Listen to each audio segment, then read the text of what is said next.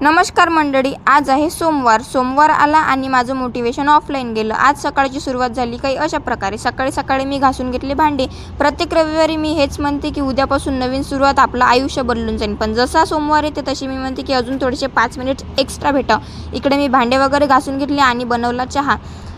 हा फक्त चहा नाही तर हा आहे इमोशनल सपोर्ट। चहा वगैरे पिऊन झाला आणि इकडे मी कॉलेजची तयारी करत होती। बॅगमध्ये बुक्स कमी आणि टेन्शनच जास्त आहे। बॅग वगैरे भरून झाली आणि इकडे मी झाली कॉलेजमध्ये जाण्यासाठी रेडी झाल्यावर मी निघाली कॉलेजच्या रस्त्यानं भेटले आपल्याला हे चंगू-मंगू। यांना व्लॉगमध्ये घेतलं आणि पोहोचली कॉलेजमध्ये।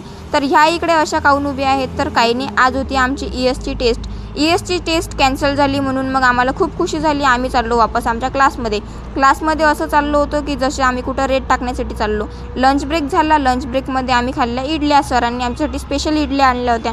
चला म्हटलं सोमवार आहे, काही तर स्पेशल झालं। तर अशी आहे ITI स्टुडंटची लाईफ। ITI स्टुडंट म्हणजेच ब्रेव राहावं लागतं।